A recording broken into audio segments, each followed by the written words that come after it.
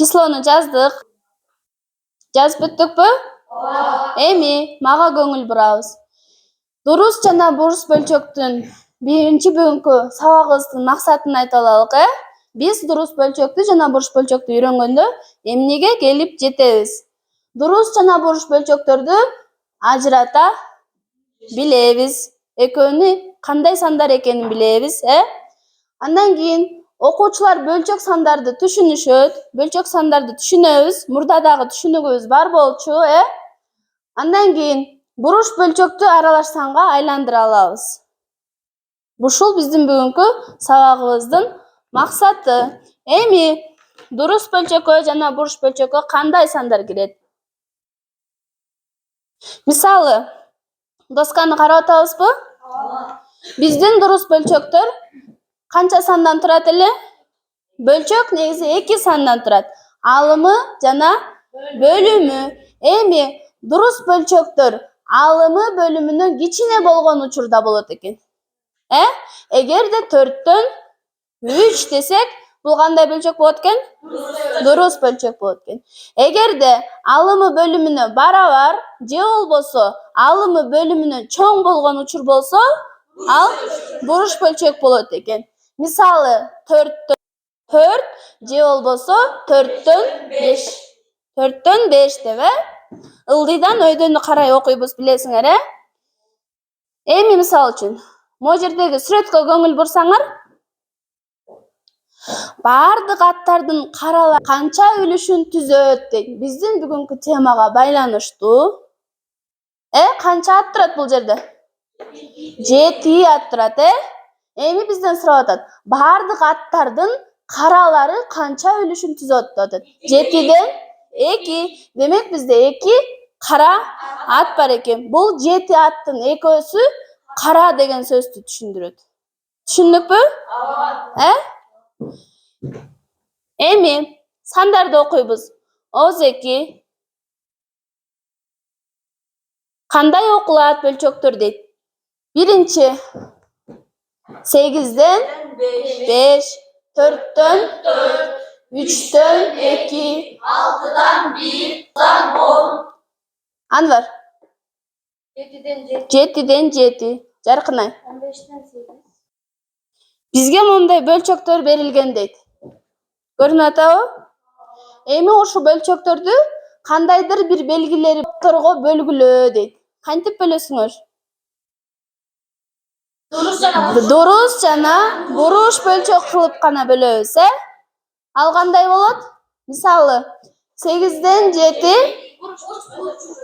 дурус бөлчөк, 8ден 3 дурус бөлчөк, 12ден 5 дурус бөлчөк, 8ден буруш бөлчөк, азаматтар 4 дурус бөлчөк, 7ден 15 3төн 4 9дан 8 15ден 7 дурус бөлчөк, азаматтар. Демек, биз каалагандай кадимки бөлчөктөр берилсе, аны биз бурус бөлчөк, дуруш бөлчөк деп атап бөлүп алсак болот экен, Эми силерге түшүнүктүү болуш үчүн дурус бөлчөк жана буруш бөлчөктүн мисалдарын жазып алгыла дептериңерге.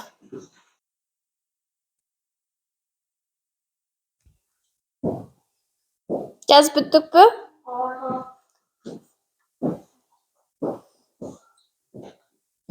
Эми азыр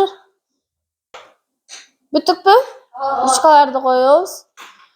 Азыр эми ар кимибиз өз алдынча иштейбиз, Ал үчүн мен силерге лото деген оюнду дайындап койгом.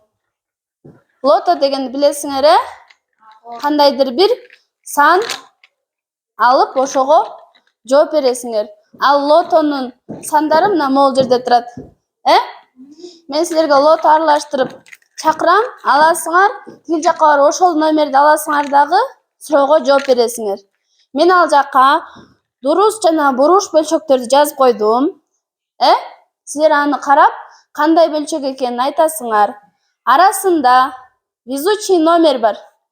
Бирөөндө жок. Ошол кайсыныңарга келет? Жооп бербейсиңер аныңар, Түшүнүктүүбү? Келгиле, биринчи парта, үчүнчү парта бирден келгиле, ала бергиле.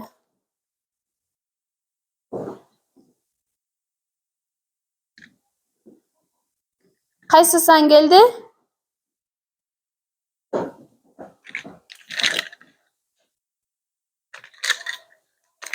Өйдөрөгүнөн ала бер.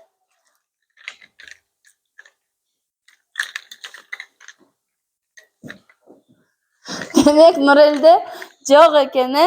13. Gel Nuray'ım toktop dur. Üçe martayım tursana baka. Nuray'ımga lotodan 13 degen nomer tura geldi.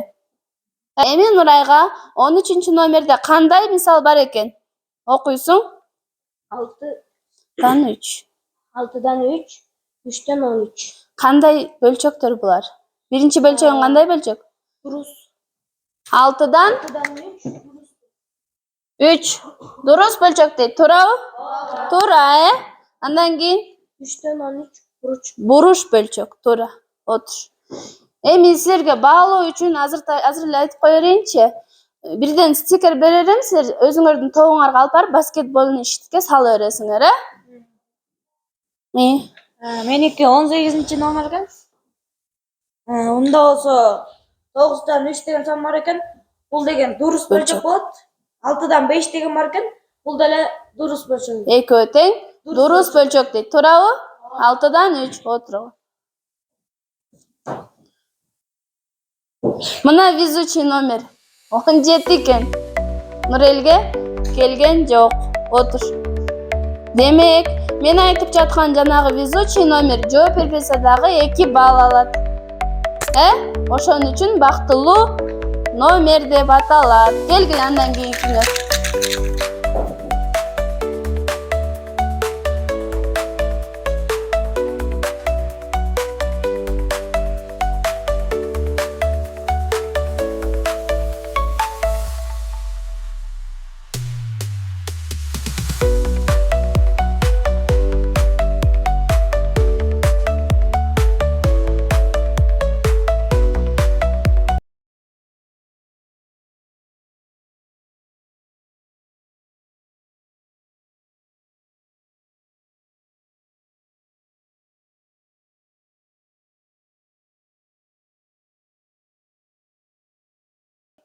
Экинчи көнүгүүнү топ менен иштейбиз. Топ менен дегенде бир топ бир эсепти чыгарасыңар, Биз буга чейин дурус бөлчөк, буруш бөлчөк, аралаш сандарды кошконду үйрөнгөнбүз, билесиңерби?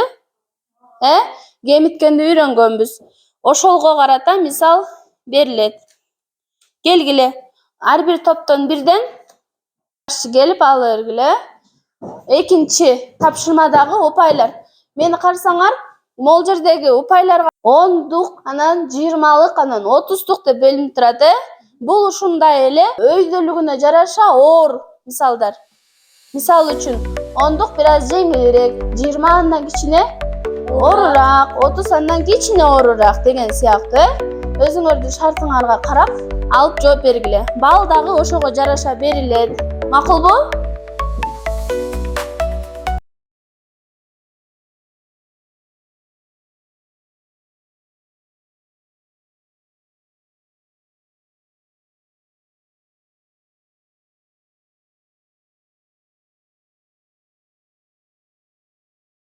Мындай мисал берилиптир. 3-төн 1. Биз кайсыл эрежеге таянат элек?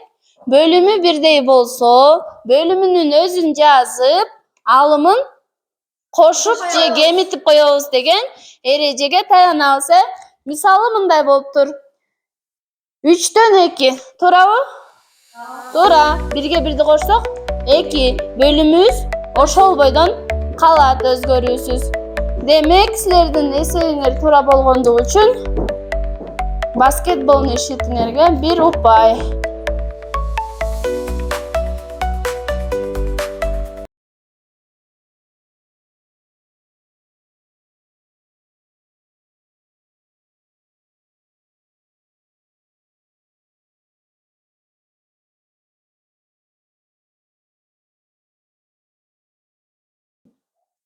Окулуп жатабы? Аюунун кармаган балдыгынын узундугу 150 сантиметр, балыктын узундугу метрдин канча үлүшүн түзөт дейт. Оюңарча кандай? Ойлонуп бүттүкпү?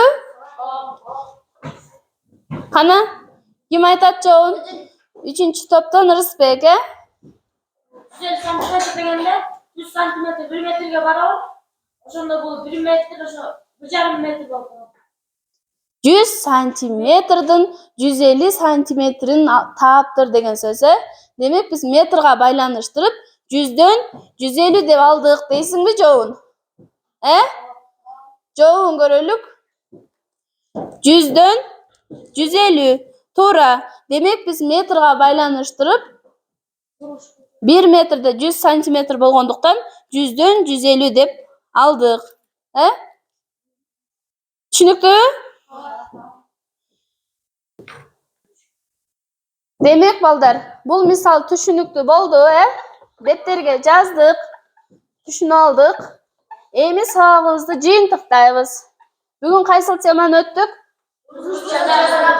Дурус жана буруш бөлчөктөр.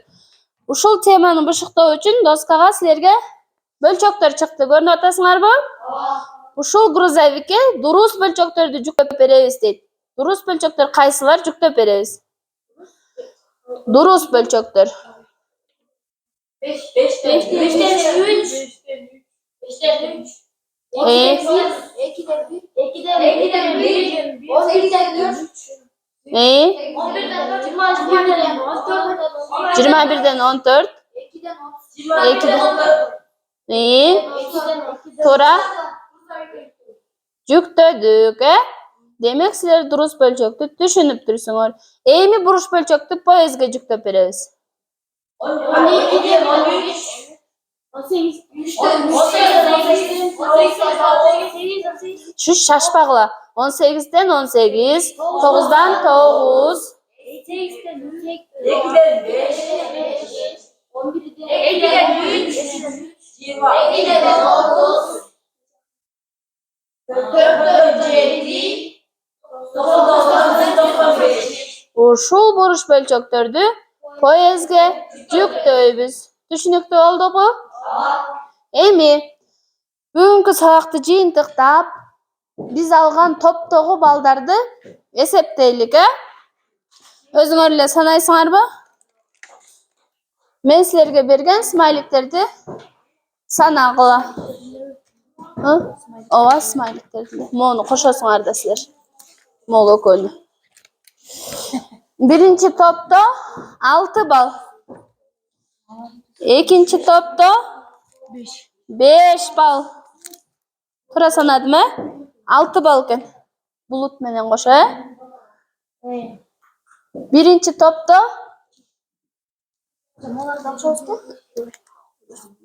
8 балл. Демек, биринчи топ 8 балл. Жакшы иштешиптир. Экинчи топ, үчүнчү топ балыңар бирдей болуп калды, Андан тышкары жекече иштегендерге дагы баа коюп берем. Азаматсыңар, бүгүнкү сабакты жакшы түшүндүңөр, Эми үйгө тапшырманы жакшы иштеп келесиңер деген ойдомун. Күндөлүгүңөрдү ачып, үйгө тапшырма жазабыз.